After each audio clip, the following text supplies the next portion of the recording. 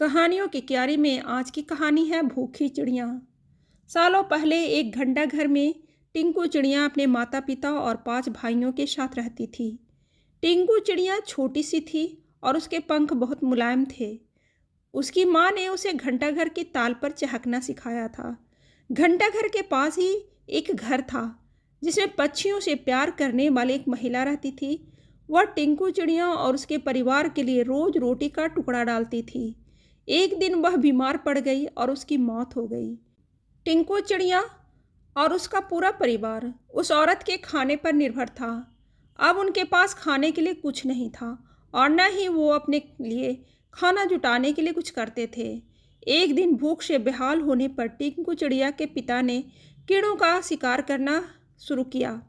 काफ़ी मेहनत करने के बाद 3 कीड़े मिले जो परिवार के लिए काफ़ी नहीं थे। वे 8 लोग थे, इसलिए उन्होंने टिंकू और उसके 2 छोटे भाइयों को खिलाने के लिए कीड़े साइड में रख दिए। इधर खाने की तलाश में भटक रहे टिंकू, उसके भाई और उसकी माँ ने एक घर की खिड़की में चोंच मारी ताकि कुछ मिल जाए, लेकिन कुछ नहीं मिला।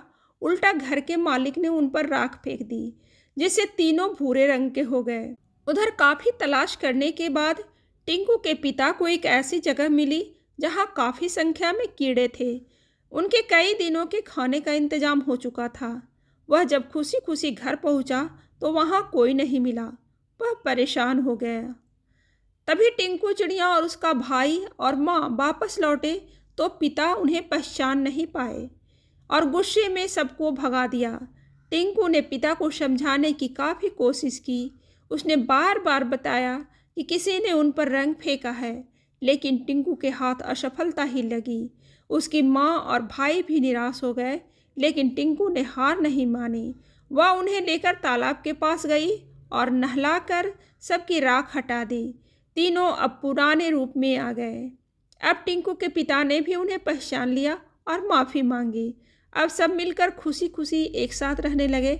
उनके पास खाने की भी कमी नहीं थी। कहानी से सीख, कभी भी किसी पर पूरी तरह निर्भर नहीं रहना चाहिए। इंसान को खुद मेहनत करके अपनी ज़रूरत की चीज़ें स्वयं जुटानी चाहिए।